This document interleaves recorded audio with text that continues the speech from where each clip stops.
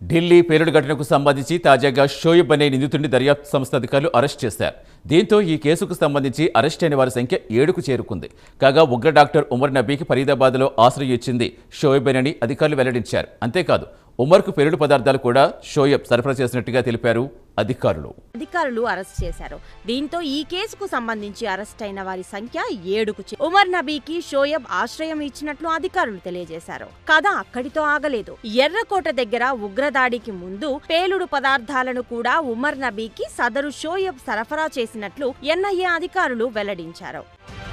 కాగా షోయబ్ కు సంబంధించి మరొక కీలకమైన విషయాన్ని కూడా ఎన్ఐఏ అధికారులు వెల్లడించారు. ఐఈడీ బాంబుల తయారీకి ఉపయోగించే పేలుడు పదార్థాలను షోయబ్ నివాసంలోనే నిందితులు నిల్వ చేసినట్లు కూడా తెలిసింది. కాగా పేలుడు పదార్థాల తయారీకి ఉపయోగించే గ్రైండర్, ఇతర వస్తువులను షోయబ్ ఇంటి నుంచి తాజాగా ఎన్ఐఏ అధికారులు స్వాధీనం చేసుకున్నారు. ఈ నేపథ్యంలో ఆత్మాహుతి బాంబర్ డాక్టర్ ఉమర్ నబీతో సంబంధం ఉన్న ఇతర వ్యక్తులను గుర్తించడానికి ఎన్ఐఏ అధికారులు ప్రయత్నాలు చేస్తున్నారు.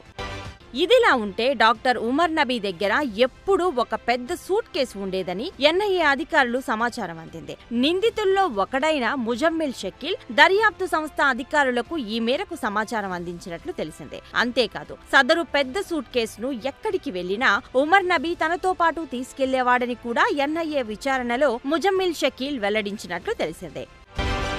కాగా సదరు సూట్ కేసులో బాంబు తయారీకి అవసరమైన పేలుడు పదార్థాలు ఉండేవని అధికారులు వెల్లడించారు. ఈ వస్తువులతో ఆల్ ఫలా క్యాంపస్ లోని తన గదిలో అనేక రకాల ప్రయోగాలు చేసేవాడని కూడా వెల్లడైంది. అంతేకాదు పెద్ద మొత్తంలో ఐఈడీని తయారు చేసి వాటిని హర్యానాలోని వివిధ ప్రదేశాల్లో దాచిపెట్టినట్లు విచారణలో ముజమ్మిల్ షకీల్ వెల్లడించాడు. కాగా ముజమ్మిల్ అందించిన ఈ సమాచారం మేరకు సదరు పెద్ద సూట్ కేసును దర్యాప్తు అధికారులు స్వాధీనం చేశారు.